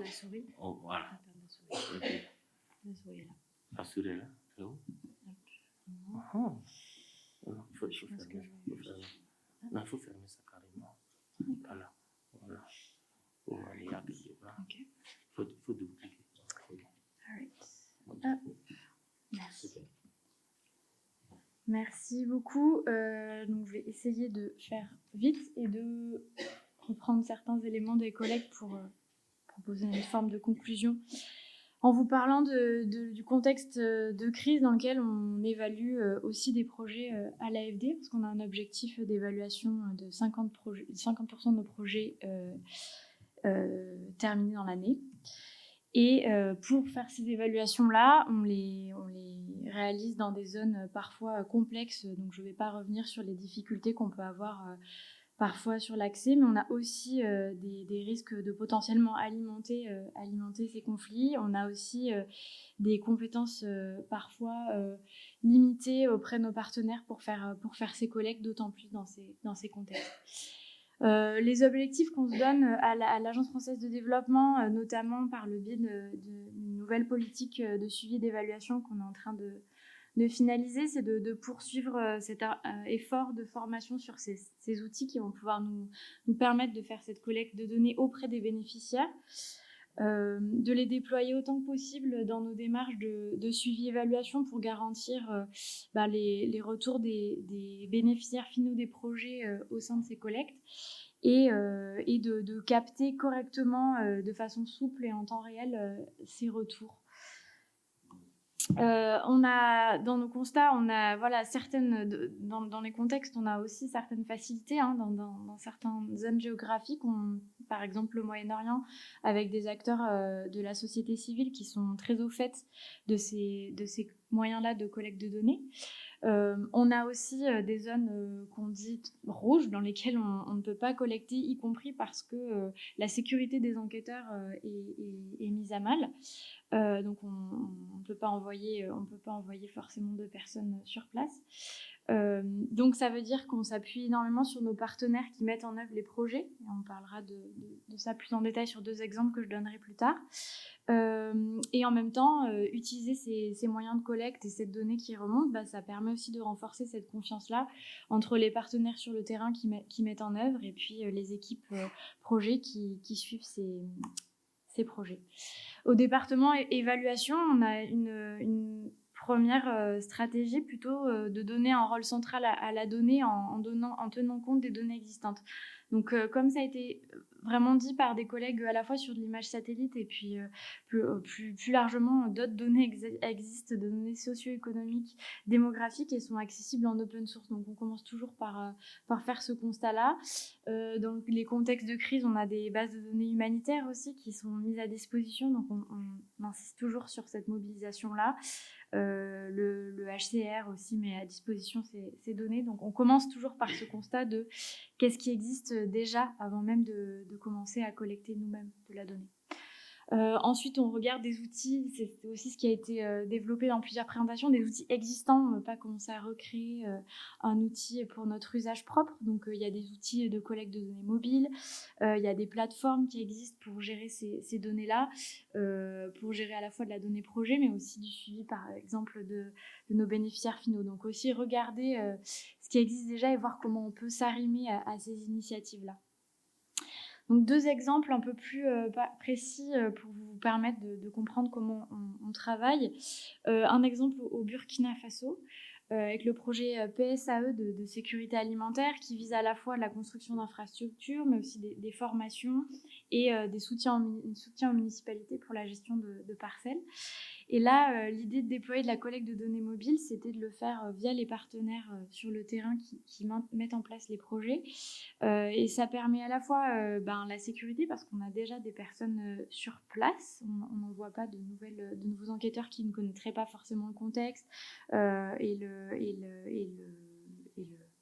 la zone plus largement, et puis de transparence parce que c'est les personnes qui sont elles-mêmes bénéficiaires de ces projets, de ces infrastructures qui font remonter de la donnée, et donc au fil du temps on a cette donnée-là consolidée qui remonte et qui permet de potentiellement de faire ces cartes comme on voit à droite de l'image.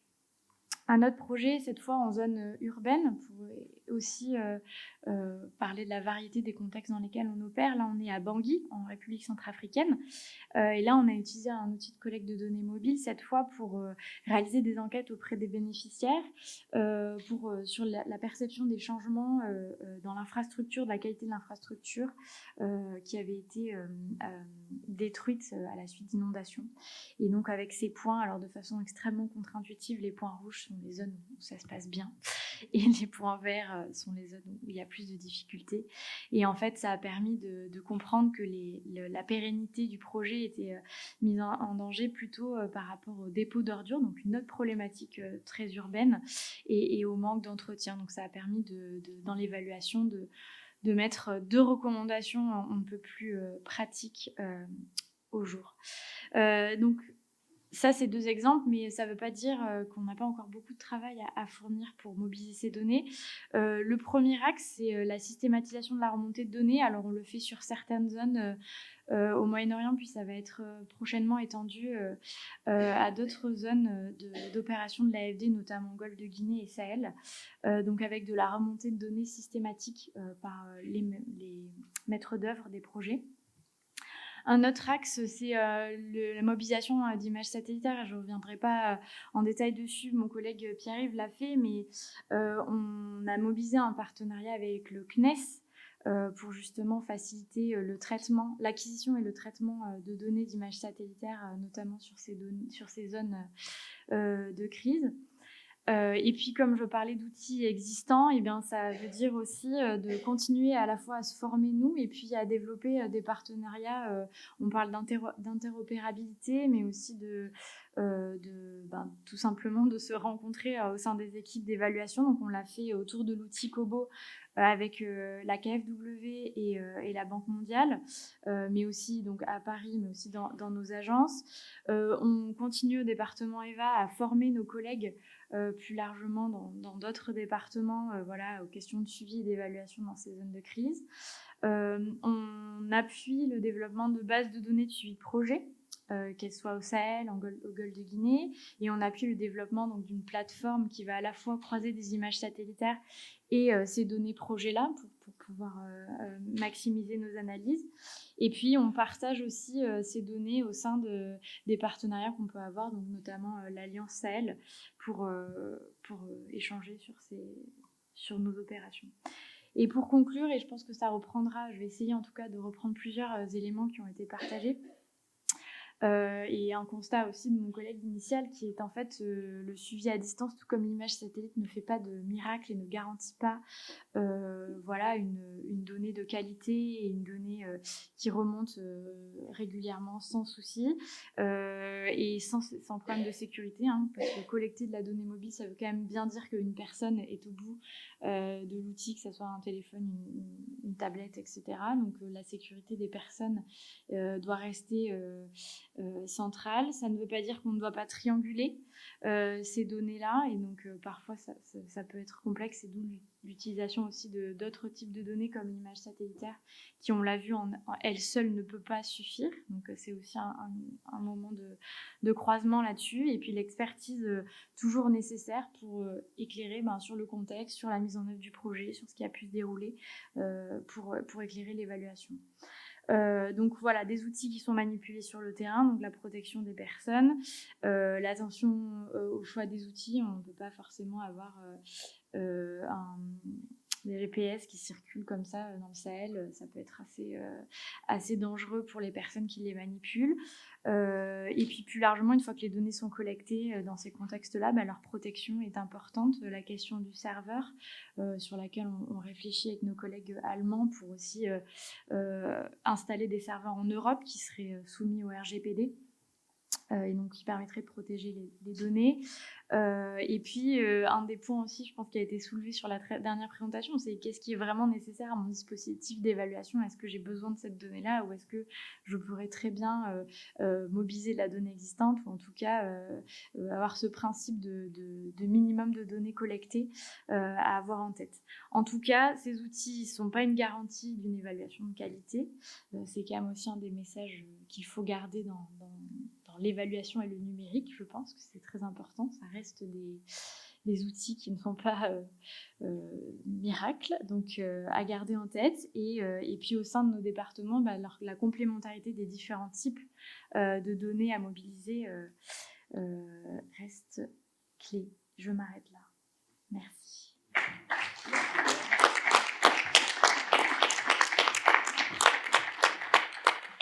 Merci Léa, merci de nous avoir fait économiser les 2 dernières minutes. Encore merci. Qu'est-ce qu'on retient? Technique innovante de collecte de données. On se rend compte que lorsqu'on fait le tour, ce sont des techniques innovantes de collecte de données pour l'évaluation des politiques socio-économiques et surtout environnementales. comment utiliser, selon ce que nous a présenté, l'outil informatique, le téléphone mobile à travers des outils qu'elle a notés. Et j'ai retenu Kobo Tools. Je l'ai dit parce que aujourd'hui, je prends le cas chez moi que je connais très bien, parce que nous sommes un pays agricole. On est parti de la politique du cacao respectueux du travail des enfants. Et ça, c'est résolu. Aujourd'hui, c'est le cacao respectueux de l'environnement. Les cacaos qui ont accès au marché international doivent être issus de zones qui détruisent le moins possible la flore. Mais c'est une politique qui ne peut être évaluée et mesurée qu'à travers des données satellitaires. Parce qu'on ne va pas prendre des voitures pour parcourir 600 km sur 5 km carrés, et c'est par des données satellitaires. Donc, à partir de là, chaque État est interpellé en fonction de ce qui fait la base de son économie, la force de son économie, mais mettre en place ces outils-là pour évaluer en avance, sinon l'accès à certaines sources de financement seront bloqués. Le marché international ne pardonne pas cela. Donc, c'est à nos dirigeants, chacun, de se mettre à jour par rapport à ces nouvelles technologies-là pour évaluer ex ante sa politique pour être toujours compétitif sur le marché international. Cela dit, nous avons épuisé les 1h30 qui nous étaient impartis, tout simplement parce qu'on a commencé avec un retard de 12 minutes, pour ne pas laisser le temps aux gens d'être là dans la salle. Donc, acceptez que nous prenons juste 15 minutes pour permettre aux panélistes d'apporter des éclairages aux éléments qui sont restés, selon vous, sans réponse. Et là, on va prendre juste peut-être 5 questions. Voilà, là, les questions qui se recoupent au niveau des panélistes. Donc, ils pourront répondre et puis voilà, parce que peut-être que certains souhaiteraient aller encore dans d'autres panels et là, on ne va pas vous monopoliser obligatoirement ici. Cela dit, je vais prendre 3 questions, ensuite je prends 2 et puis on boucle. Merci.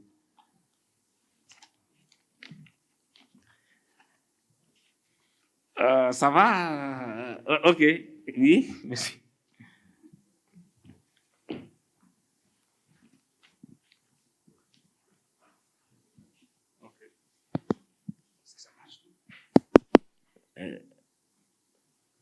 Ça marche pas?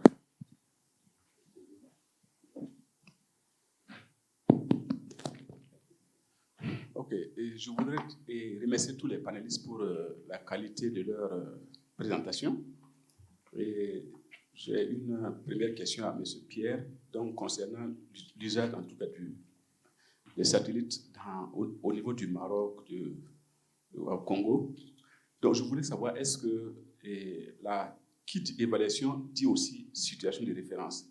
On voit que la nature est dynamique, la nature n'attend pas, donc tout change. Donc, à quel moment a-t-il été faite la situation de référence pour parler de l'évaluation?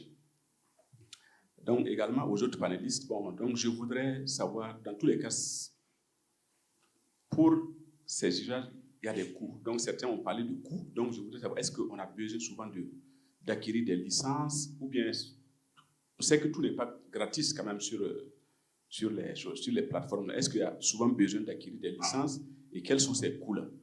On a parlé aussi également de formation. C'est vrai que ça, c'est un élément qui est important. Donc, quels sont les coûts aussi ou bien les éléments qu'il faut apporter à une structure pour être performante dans l'utilisation de ces outils? Merci. Ok, bonjour, je suis Étienne Kaboré du Burkina Faso. Ma question est relative à la collecte des données satellitaires. En lien, on a présenté l'exemple du Sénégal où on a cartographié 10 000 hectares. Ma question, c'est de savoir à quel moment le pays intervient. Quelle est l'organisation qu'il y a derrière pour avoir les autorisations nécessaires? Je suppose qu'on ne peut pas faire ces cartographies-là sans autorisation du pays.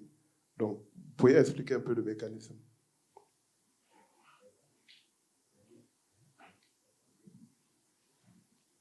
Bonjour, juste une question pour le PAM. Vous avez mentionné qu'il y avait une curiosité du PAM sur les nouvelles technologies. Je voulais savoir si vous pouvez nous donner plus d'informations sur le processus de sélection de ces nouvelles technologies et d'intégration au sein de vos dispositifs. Merci.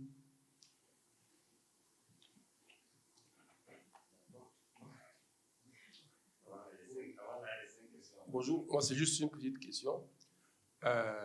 Lorsque je lis au tableau, les outils de collecte de données mobiles ne sont pas la garantie d'une évaluation de qualité. Madame Dupont nous a dit que souvent l'identification avec ces données satellitaires risque de coûter plus cher que l'investissement ou l'activité. Donc finalement, quel est l'intérêt de recourir à tel outil, surtout quand on sait que nous, dans nos pays, il y a encore des difficultés pour mobiliser suffisamment de ressources pour conduire des missions d'évaluation.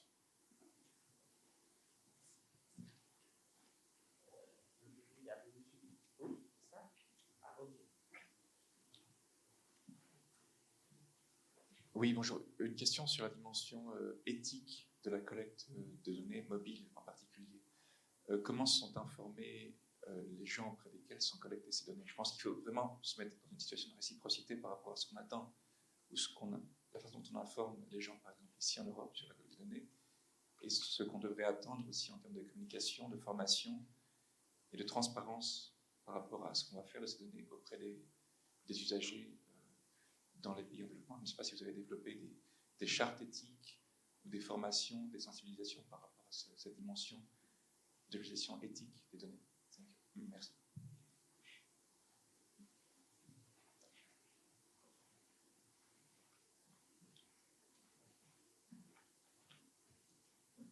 Merci, je vais d'abord commencer par féliciter les panélistes pour leur exposé. Ma question complète la question de la personne précédente.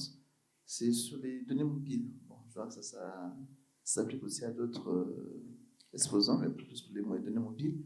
Comment vous assurez, dans quel dispositif qui a été mis en place pour assurer la qualité des données? Puisque vous avez dit que les gens vous transmettent des données, mais comment s'assurer? Parce que ce n'est pas seulement les données qui sont importantes, mais c'est aussi toute leur qualité. Comment vous assurez qu'est-ce que vous mettez en place pour assurer la qualité des données qui ont été transmises? Nous avons recueilli l'ensemble des questions et donc on va laisser le soin aux panélistes. Je pense que tout le monde est concerné par ces questions-là. Et donc, on va commencer par Diran, qui a été le premier interpellé. Merci. Oui, donc je peux peut-être prendre la question sur la situation de référence, sur les autorisations, et puis commencer peut-être sur les coûts, mais je laisserai aussi les autres panélistes compléter. Donc effectivement, l'importance des situations de référence. Donc sur l'ensemble de ces études que j'ai présentées, enfin, de manière générale, on va avoir quelque chose qui va nous servir de situation de référence, alors que ce soit la situation de référence, enfin, au sens le plus strict, et donc qui est avant l'établissement du projet. Et là, les images satellitaires, elles nous permettent généralement, donc sur des projets qu'on évalue maintenant, d'avoir accès à des images satellitaires qui remontent avant le projet. Avec la plupart des images, des outils, on peut souvent remonter au moins jusqu'à 2015. Donc ça va nous donner déjà une première perception qui est utile souvent dans l'évaluation de comment est-ce que les choses ont évolué. Et donc si je reprends par exemple l'exemple du Maroc, au-delà vraiment d'essayer d'attribuer un nombre d'hectares de parcelles cultivées à la mise en eau, enfin, à l'irrigation de la zone de la nappe, on va quand même pouvoir suivre l'évolution et voir dans quelle mesure est-ce que la nappe est en risque. Donc c'est des données qui sont importantes. On utilise aussi, donc, par exemple pour le cas des forêts, la présence de concessions forestières qui ne sont pas aménagées et qui servent un peu d'étalons, enfin de témoins.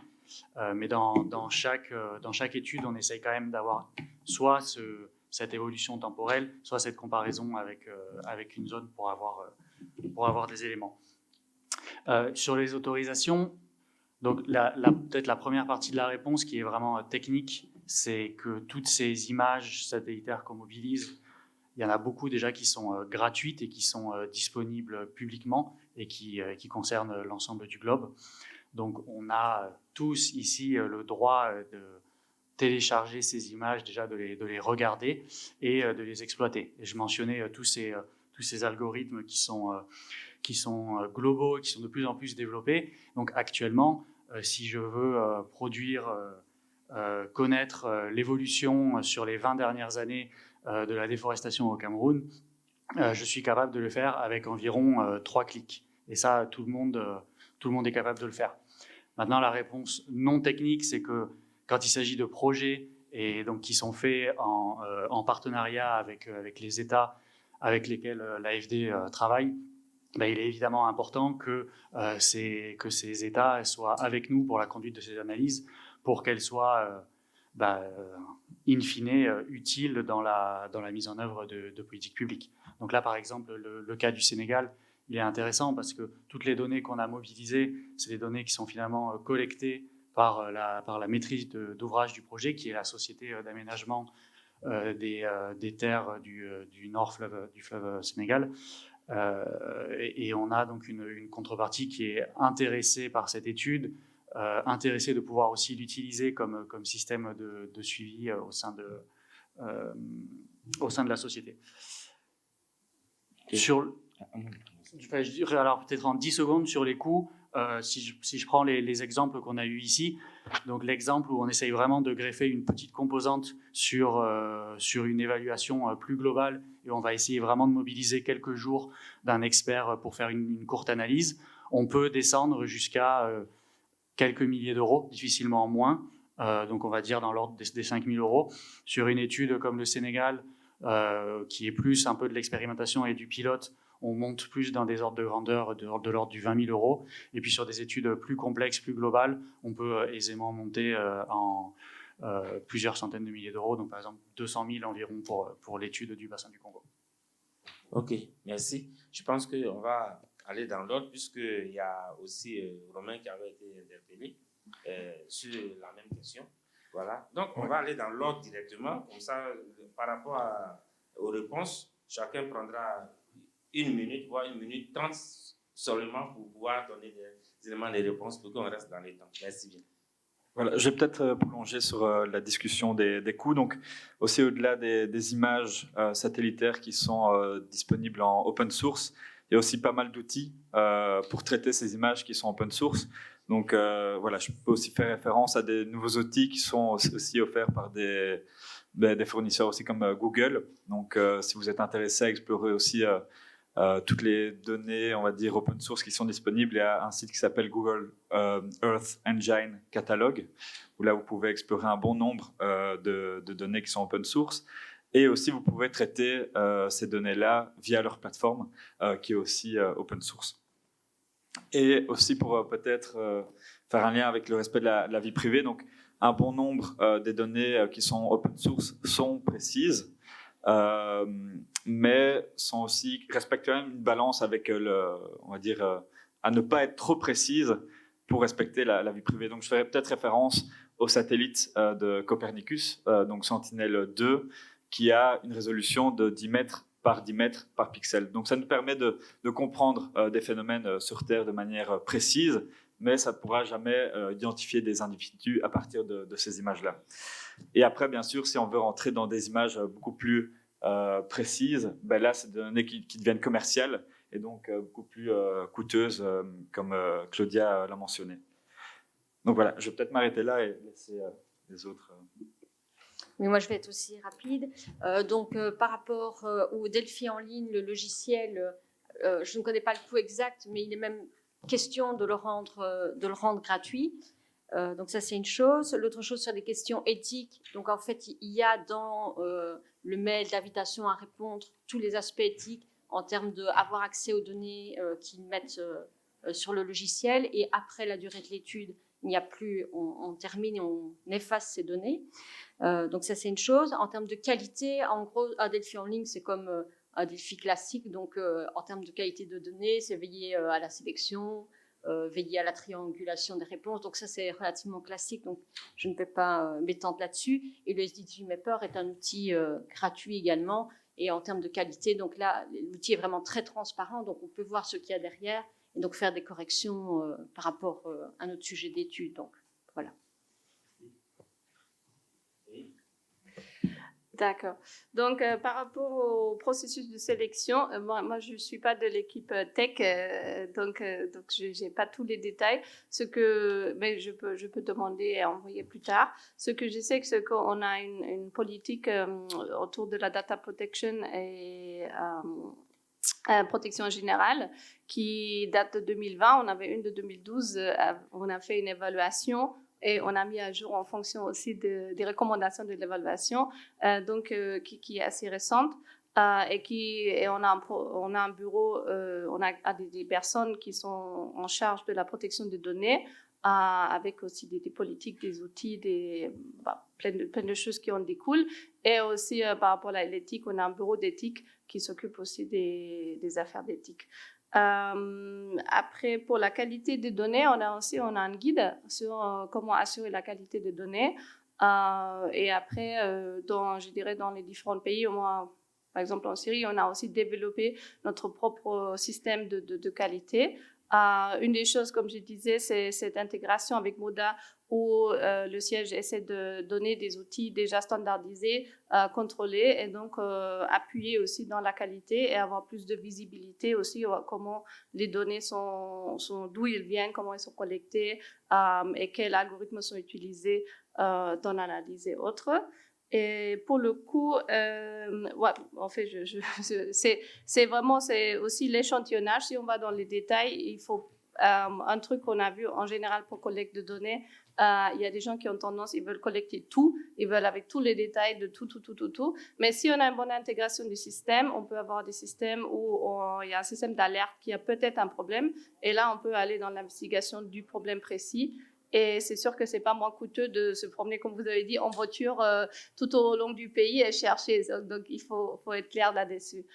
Donc, c'est vraiment la bonne réflexion. Quelles sont les données nécessaires? Qu'est-ce qu'on va faire avec ça? Est-ce qu'on va vraiment faire quelque chose avec ça? Et après, on choisit de façon très précise.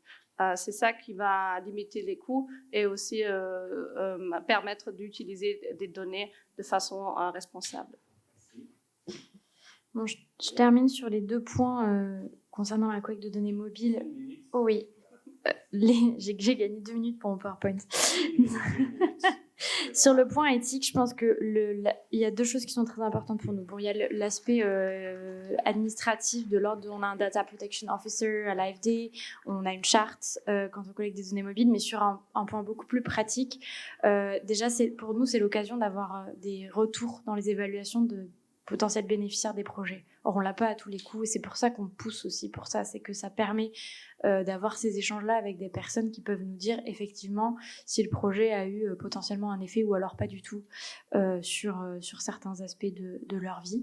Et ça ne nécessite pas de données spécifiquement personnelles quand on collecte en fait dans une évaluation. C'est surtout ça qu'on essaie de faire passer aux équipes projets, c'est de limiter les données collectées à des données qui n'ont pas de risque de mettre en danger la personne si elle circule. Ça, c'est un premier aspect. Et la qualité des données, là, il y a des solutions qui sont assez simples. Hein. C'est notamment le fait de prendre des coordonnées GPS, de prendre des photos quand on a affaire à la collecte de données mobiles, plutôt par rapport à des infrastructures, ce que je montrais sur Bangui. Là, ça peut être assez simple en fait de vérifier que la collecte a bien eu lieu, qu'elle a bien eu lieu dans la zone où on avait demandé qu'elle ait lieu, et ça permet tout comme on peut trianguler des données de façon de questionnaire papier, on fait de la même chose, mais avec des données cette fois qui circulent de façon numérique. Voilà. Merci. Claudia Chess, Léa, Pierre Durand, Muriel, Virginie, Romain, merci de nous avoir éclairé sur la question des techniques innovantes de collecte de données pour une évaluation complexe. Nous sommes en évaluation. Si vous avez aimé, alors on va les évaluer à travers le bruit de vos applaudissements. Merci. Vous avez entendu? Donc c'est 18-10. Ok, sur ce, merci.